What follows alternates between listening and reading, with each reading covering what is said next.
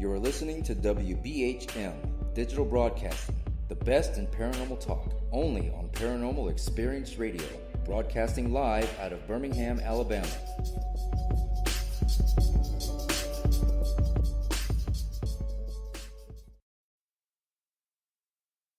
Live from NPR News in Washington, I'm Jack Speer. President Trump is threatening to cut off foreign aid to Central American countries. NPR's Scott Horsley reports Trump claims those countries are not doing enough to stop illegal immigration. With just over 2 weeks to go till the midterm elections, President Trump is making border security a rallying cry. He's complained loudly about a group of Central American migrants that have crossed into Mexico on their way to the U.S. border. And he's threatening to halt foreign aid to Guatemala, Honduras, and El Salvador. We give them tremendous amounts of money. You know what it is. You cover it all the time. Hundreds of millions of dollars. They, like a lot of others, do nothing for our country. The U.S. currently devotes about $383 million a year to those three countries. That's less than 1% of its total foreign aid budget.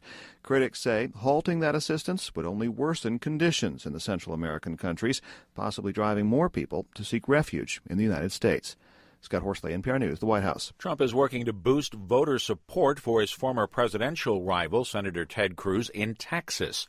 Ashley Lopez of member station KUT in Austin is covering Trump's visit where early voting is underway. Election officials say they're expecting a higher turnout than usual in the coming days. Texas has been flooded with a lot of money in the past several weeks, particularly for the closely watched Senate race between incumbent Ted Cruz and his Democratic challenger Beto O'Rourke. Diana Spain, who lives in Austin, says she always votes, but this election feels particularly important. So she voted first thing this morning. There was no way I was not going to be here the minute the polls opened. I've been telling people, what if I get hit by a bus Monday afternoon and I didn't vote? No way.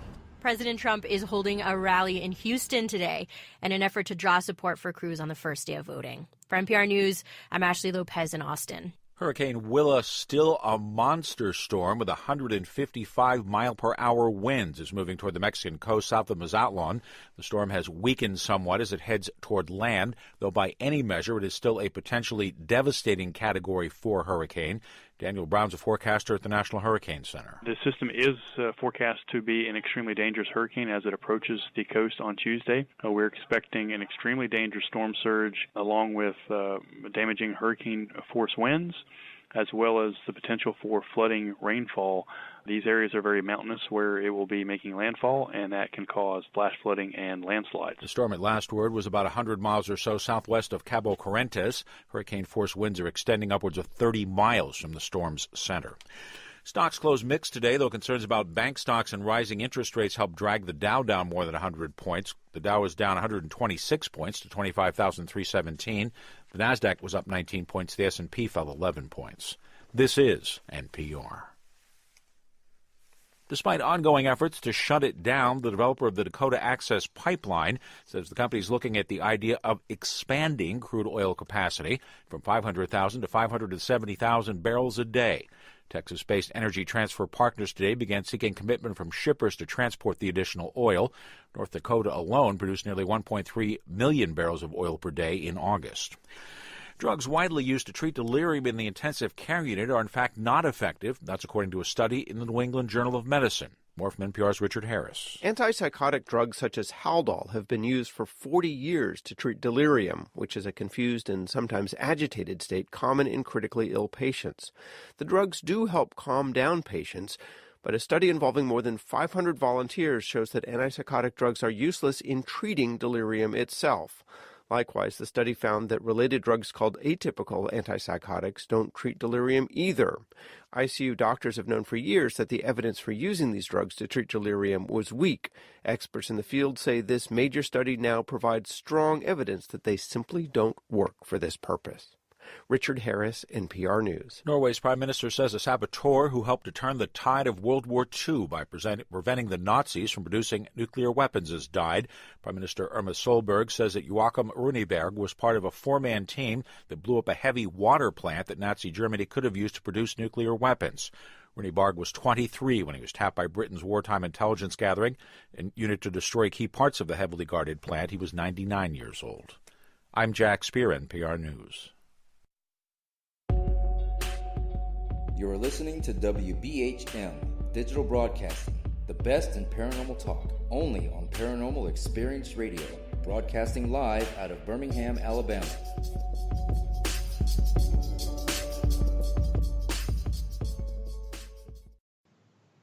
Welcome back to the Paranormal Pride. I hope everybody enjoyed that little bit of an extended break. We are talking to June Lundgren. She is amazing, and she is telling us, well, you guys missed out on the best part of the whole show. That's the breaks. We get to talk about all kinds of stuff that you guys don't get to hear about. So we have some questions in the chat, but we also have some questions in the room. What was your question, Dan? About Al Capone. Everybody says when they go through there that they feel or they see or they hear the spirit of Al Capone. And I was wondering if you picked up on anything like that. He's not actively there. He comes and goes. I mean, he'll be there off and on. He's not. We'll pick him up and some won't. So. Yeah, he's kind of between there and I think it's Penhurst. And he went crazy because he was haunted by the guy. But that's what happens when you have syphilis or whatever. Yeah, it eats your brain. Yeah, he was crazy. Yeah, Ron goes, he hates when that happens. Yeah, I'm sure. Because this guy did too. I ran into him just for a brief minute or two, and he's like, he decided just to pop in. I'm like, okay, you're here. Goodbye. I wasn't interested in talking to him. He's such a violent, undisciplined person. I don't know. I don't like that. We have a question from Dara. We're going to clean up the chat. Do you remote communicate with animals? This is from Dara. Yes, if I have a picture. Okay, so Dara, if you need to have a remote communicate with any one of the animals at your shop, there you go. Dara works with animals. She is a tech in a animal hospital. Cool. So she talks to animals all the time. That's but good. In a different sort of way.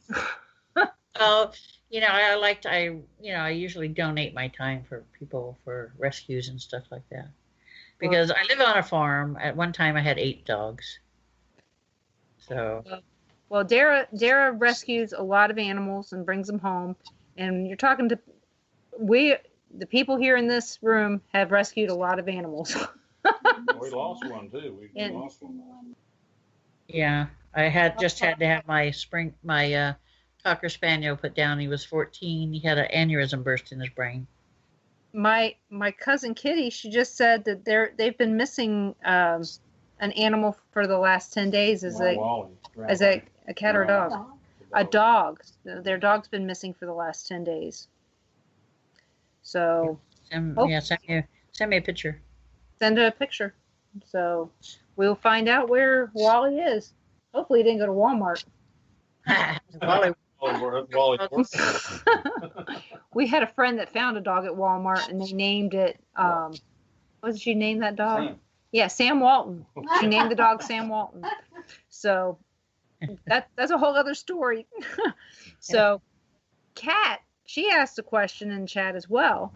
And she said, when you realized you were merging with Ariel, how long did it take to realize it was a complete merge?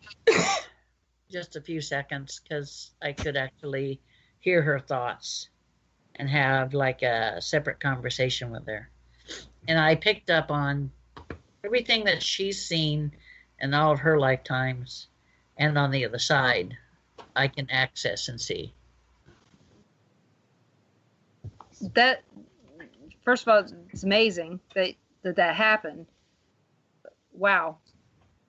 The next question is from Carl. He's being chatty Cathy tonight, but thank you so much, Carl, for being chatty Cathy. What was your worst case? I think the worst case I ever had was I went on a case, a local case, where evidently somebody had done, satanic rituals. I got called in. They said, the animals were being killed and attacked, and I'm an animal person, so that for me ranks up high. And so we got there like within 24 hours. And when I go in on a case like that, once I reach the place, that's where Wendy comes in. She's really good communicator. She's very diplomatic, and she explains everything. Me, the minute I hit the door, I head right for where these things are.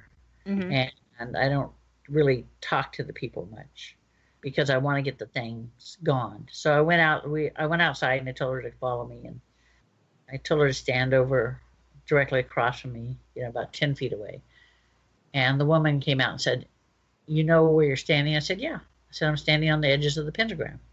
And she says, "Yeah, that's what we found drawn in our backyard." And I'm like, "Yeah, I know." And I said, "It's coming from back behind you in the woods." So we ended up doing the removal. There were several of them, and clearing out the place so that they didn't lose any more animals. And they were attacking the animals. They were attacking the baby. So I think that was the worst because, it involved animals and kids. Oh, so my sister is here.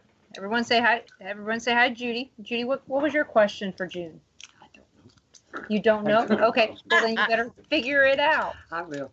So another question in chat is from Dara again. She asks, if you can leave, why would you come back? Like Al Capone, if he could leave, why would he come back? They come back because it's like for him, he was in this prime. He was the big shot. He comes back basically to look over his, this is mine. I want to make sure everything's still intact, that type of thing. He leaves and comes back, but he's, for a while there, he was stuck in limbo, what I call limbo, going over his life and making amends for what he did. So he comes back to check. I don't know what the fascination is for prison, but whatever. I'm sorry, I just got a message from home and I'm a little concerned. So Judy or Leah asked about the thermometer, and now I'm wondering if the baby may have a fever. So, and of course, I can't do nothing. I'm 700 miles away. So now I'm worried. But you know how that goes. Yeah, I know. Us grandmas worry about our grandkids a lot.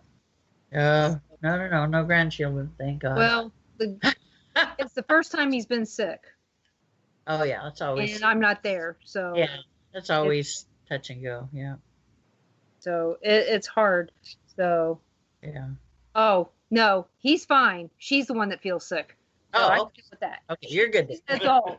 She can figure it out. Yeah, she can figure it out. There we go. Put that picture on your website there. Oh.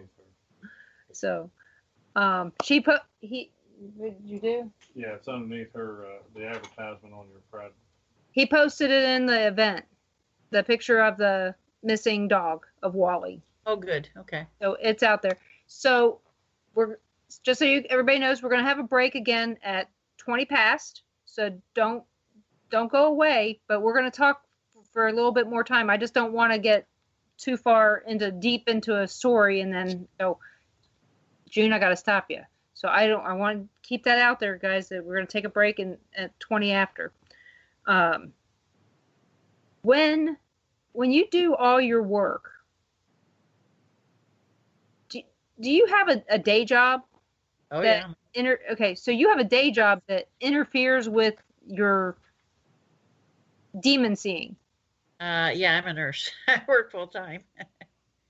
So you totally understand all the stuff that's going on in the real world. So you're doing real world stuff all the time, yeah. not this other stuff that most of us look at as fun. Well, or hobby. It's not a hobby to you. No, as far as the demon removal is, it's like